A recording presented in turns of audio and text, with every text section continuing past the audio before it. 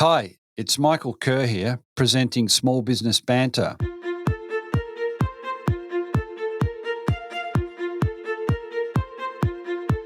A healthy micro and small business sector means a successful economy and a more vibrant society.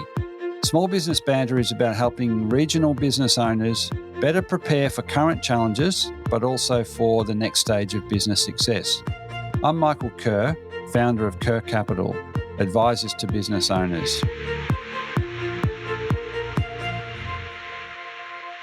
Each week, I interview a fellow small business owner or an expert, and they share their stories, their lived experiences, the wins and the losses, and their best advice to help you, the listener, get the most you can from your own business. Small Business Banter is brought to you from the studios of 104.7 Gippsland FM and is heard across Australia on the Community Radio Network. And thanks also to Kerr Capital, supporters of the show. Okay, so welcome into another edition of Small Business Banter, Community Radio and Podcast. Really pleased to welcome in Saaed Joulaei. Saeed's going to talk to us today about his experience buying a business. So the themes we're going to talk about: how do you buy a business? What was his experience? The moving from employee to owner, and a few other key themes. So anyway, welcome in firstly, Saeed. Hi, Michael. Pleased to be here. Yeah, look, as we were just chatting about earlier, it's a very topical discussion. People considering becoming a business owner, and some choose the path of starting, and you did that as well. And in this case, you've ended up buying a business. Let's start with. Could you just give us a little bit of a background on yourself, Saeed? Yeah, sure, Michael. I grew up in a little town in north of Iran. After high school, I went to capital Tehran for university, which I studied electrical engineering. And during the second year of the uni, with the help of few new and old friends, I co-founded a business in the area of IT and technology. And one of the first things we did with that business was to bring the first ISP to our little town.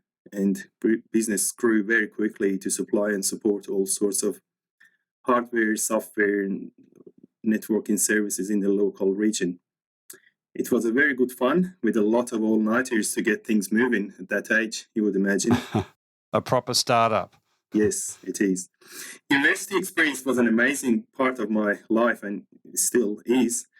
And the main reason for that is the people I got to know and hang out with. I was lucky enough to have a few friends in our circle with similar interests and business venture in mind.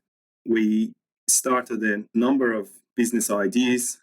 Most of them didn't go anywhere, but the experience along the way was amazing for me. And still today, I use those experiences and draw upon them. Later, I graduated from the uni, and a few years down the track, an opportunity came up to move to Australia, which I took and moved here in 2008. Here I have worked in various engineering roles in the first 10 years until I purchased Centreline in 2019. Yeah, the cycle was, entrepreneurial, innovative, started an ISP, which must have revolutionised the place, to be the first ISP there. And then moved, to employee, and then, back to buying an owner. So let's start, with one of the themes of this discussion is this move from employee to owner. How did you come across the business that you ended up buying, Centreline Engineering, and had you been actively looking to buy a business? Yeah, so when I moved here, I knew I will be working for my own business in some stage, but also I was realistic. So I gave myself a 10-year sort of less or more time to get to know the culture and the environment and see what can be done in the new environment. So to answer your question, yes, I had always in mind that I will be one way or other, working for myself. But it was probably a couple of years prior closing the deal that when I thought it's time to start seriously looking into it and see what's out there.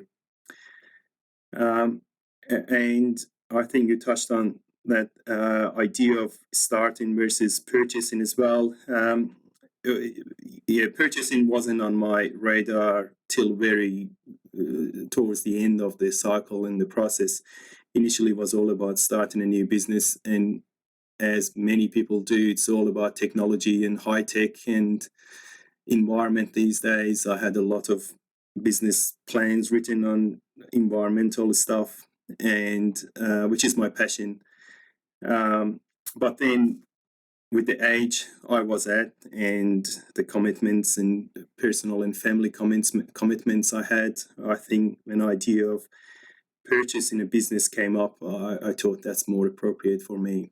Okay, so it sounds a bit like you were really keen to be an entrepreneur and a business owner again, and you might well have a few things fallen in place, might ended up in a completely different area, but or industry or business, a tech startup or an environmental base. So is that you were driven to be your own boss, to run a business and own a business? Yeah. And where does that passion, that drive, come from? And why? Partly, maybe it's in me, and part of it is the way I grew up. I grew up with my family on top of my dad's little grocery shop. So his shop was underneath, and at a very young age, he never employed anyone. So after school or summertime, often I was finding myself in the shop, running the shop at the age of 10, 12. While my dad has gone to grab some supplies or do something. So I guess it was always there, and the environment probably helped as well. So it was a small business family. Correct. Yeah. And as I grew up and worked in a number of businesses, I was finding myself, it's terrible to say, but commenting on the way business should be run. The businesses I'm working at, that's not how you do it, and grew to have strong ideas about how you should run the business. Kept most of them to myself, though. But yeah, that idea of I can give it a go, and I believed I have something to offer in that area. So that was always with me. Yeah. Okay. So at some point you decided it was the case that these startup ideas weren't going to work. So you swung over to, I'd like to buy a business. Where did you start with? Where did you start when you wanted to buy a business? Well, I started with search engines and the internet, I think. So I did a bit of a search, and very quickly the two major sites, I believe, in Australia came up that listing businesses for sale are mainly run by them. They probably seek businesses and businesses for sale or something. Yeah, I think. Yeah. Just like real estate. You go into two sites and all shared basically properties in two of them. So it was mainly online searching, and initially it was very passively just looking around to see what's available and what's there. Created my filtering, what would be interesting sort of business to look into, and went from there. I remember early on, I saw the listing, and it was more than I thought are out there, so it was exciting. But then after a while, I realized things in the background are a bit different, so we'll probably talk about that too. Oh, this is in relation to the business you ended up buying. You found it on a... No, generally the number of businesses out there. It took a while to get to Centreline to find it, and from there on, it was quick. I think we pretty much locked in straight away. Yeah.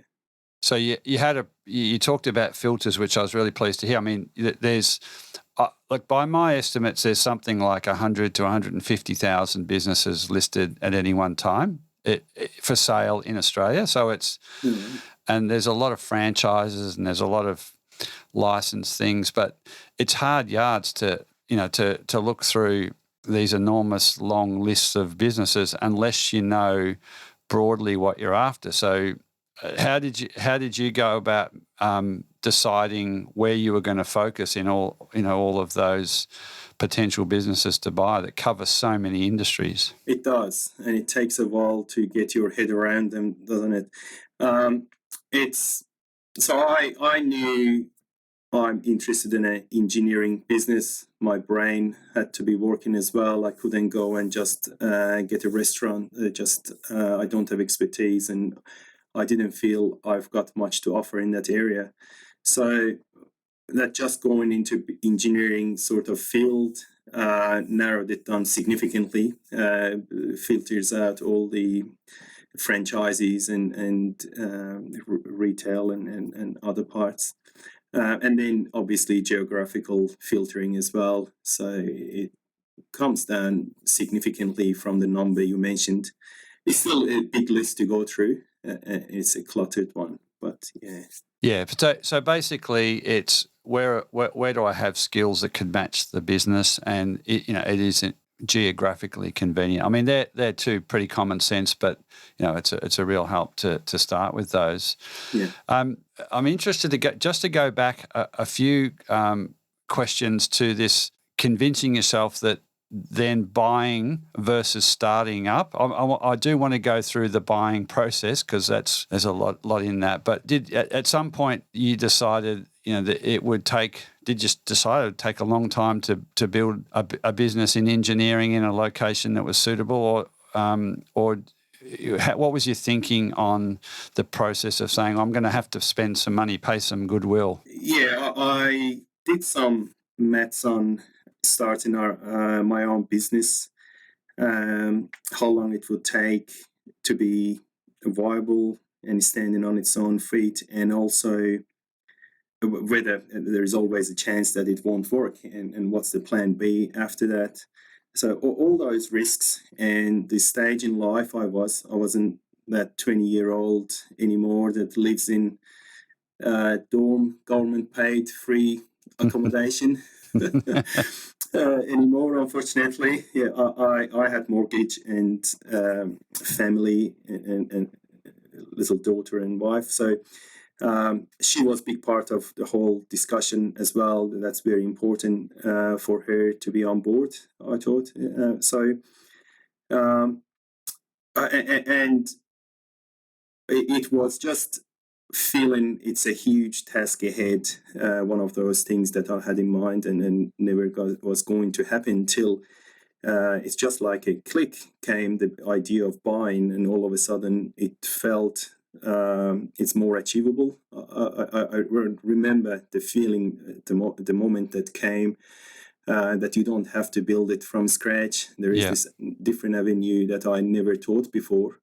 I remember the relief that I felt with that. Yeah. Yeah. Okay. And on today's edition of Small Business Banter, I'm talking with Saaed Joulaei about his experience acquiring a business. So once you got a sense of excitement that this could be the business for me, what were your next few steps to advance from that level of excitement to, coming up with an offer, to dealing with the owner, to assessing whether the business is a viable one? I go one step back, Michael. So as I said, I got into the listing and I saw, yes, there is a big list of businesses here. From that time, it took me a while to push on the inquiry button. I wasn't sure what's the next step and will I get a call or email or what's the next step. So once I pushed the button, it was interesting. A few different brokers had different sort of approaches to it. One of them, I remember, just came back straight away with a form to sign, and I got all the details of the business and the numbers and the figures without talking to anyone. So I thought, oh, that's interesting. And I started reading it, and I realized how unprepared I am. And from there on, I think I stopped for a while inquiring and went to educate myself with any book that I could find and any material to filter through what all those jargons and numbers mean and how they've come up with the number they've come up. Because I wasn't prepared with any of it, which I would say took good 6 months, and especially it was on the side of my working, so it was an evening sort of adventure.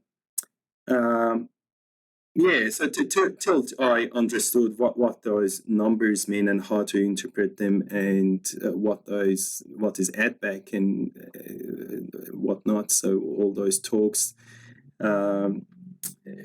From there on, I believe I started creating my own packages and analysis sort of templates, which I was plugging in the details and just checking how the business is looking like. Became a bit of a hobby just to analyze the businesses.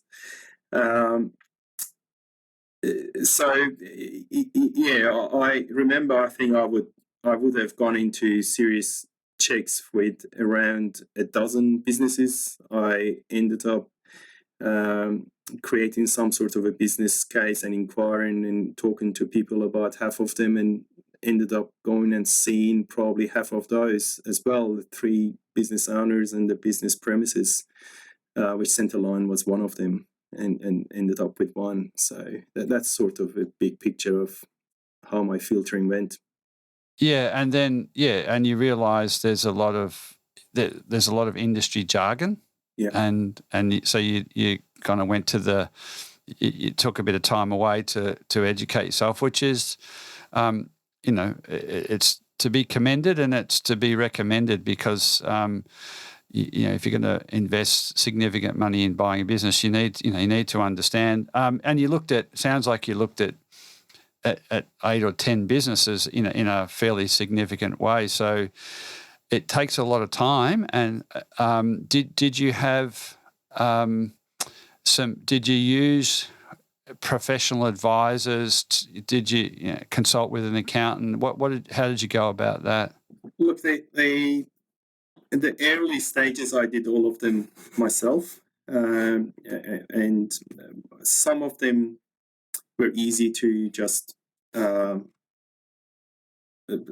ignore or put aside, mainly on the premises. Rule out. Not with the numbers. Just type of the business. When I was reading details of what they do every day, that was a big thing for me. Do I like, even as employee, to go into that business and work every day in that sort of business, the type of work they do, and that was important. It wasn't just a passive investment for me. So 2 or 3 were more serious ones. When I was happy with non-finance part of it, I showed details to a few people and got their advice. Yeah. But that you can spend a lot of money on advice, and the investment you made in educating yourself doesn't obviate the need for professional advice. It just means that when you do invest in good advice, you're probably much further down the line in your own assessment of whether this is a good business or not. And I think there's I see it tends to be one extreme or another where buyers will never use professional advisors, and sometimes they get lucky. A lot of times it just doesn't work out, and in other cases, people get their trusted advisor involved, and too early when the potential owner hasn't really sorted out for themselves whether they want to do this and whether it stacks up in them, according to their metrics and their criteria. So, again, you were kind of steadfast and went away.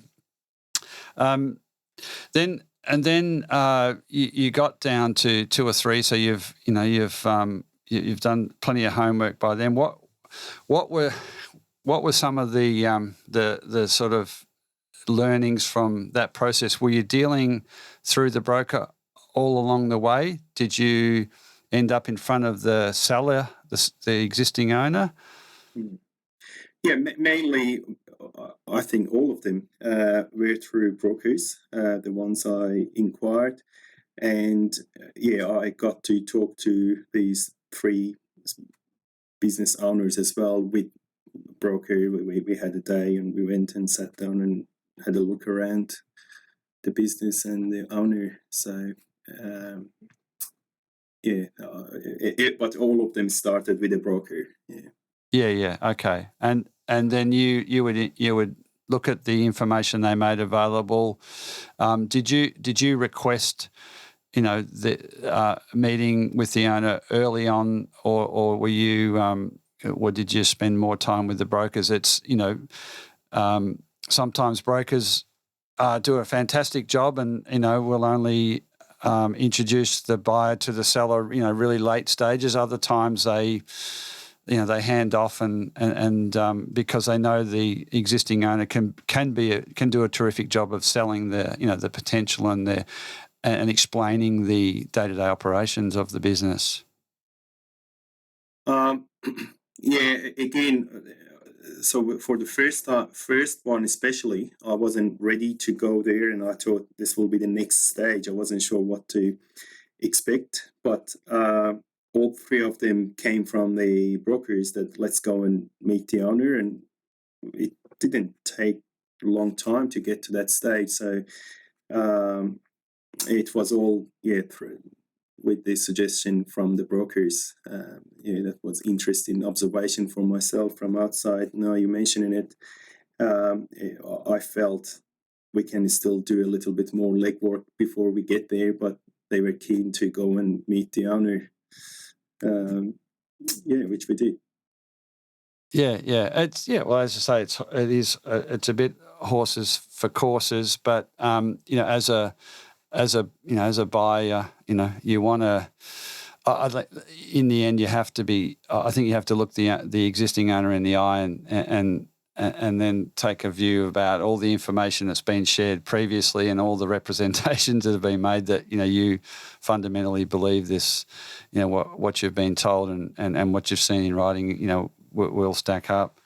Yeah, it's what did you learn in dealing with brokers that was there anything that you might do differently if you were going to buy another business in 3-4 years, or in fact sell yours? Interesting. I was a bit surprised. The lack of investment, I think, from broker's side. Not much preparation was done in any of the businesses, and I'm feeling that's part of the reason they wanted to very quickly get onto the details and just get to see the owner, basically offload the load onto the owner's side. That was my observation, and just as I said, only 3, so not many of them. But I felt they could do a better job. If I do sell business, probably I wouldn't go with the with the brokers I was dealing with. I hope you enjoyed that first part of my interview with Saeed on his experience with choosing to buy a business. The business he bought was the one he currently owns and operates, and he took the decision to buy rather than building from scratch, and that's a very significant one. We talked about the process he went through. So for potential buyers listening in, there's a lot to learn from that experience, and Saeed was very open with sharing that. For me, the most important takeouts for any potential buyer listening in are the following. Firstly, there's a hell of a lot of businesses listed for sale. So to work your way through those, you need a set of criteria to guide your search. Otherwise, you're going to be spending a lot of time spinning a lot of wheels. In his case, he got into the search and realised that there's a lot of industry jargon and terminology, and he actually stepped away from the process for a while, realising that he was short on the vernacular used in the buying of a business. So took time to invest in an education by reading and learning more before going back to the search. The third one was that it's a serious commitment of time. You have to allocate committed time to make this work. He did it around a full-time job, and I think his secret was he turned it into a hobby to really enable him to focus and keep out the process, because it took some time. He looked at 12 odd businesses and got down to serious discussions in about 6 before buying one. So listen in next week. We're going to go into the final stages of him doing his deal, how he structured that deal, how he dealt with the broker and the owner face-to-face, because the deal involved the owner staying on for a period of time. We talk about making the offer and then working with the owner post taking it over. So look forward to yours next week.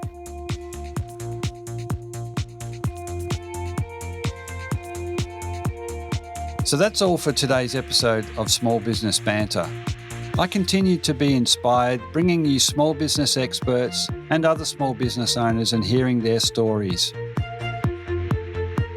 If you want to listen to any past episode, jump onto your podcast platform of choice and search Small Business Banter.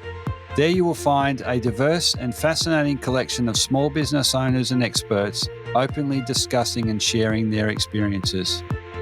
For any of the links, resources, or information we've talked about on the show today, or to contact me, please head over to smallbusinessbanter.com, or you can find us on Facebook and Instagram. And it would be great to have you tune in the same time next week for another episode of Small Business Banter.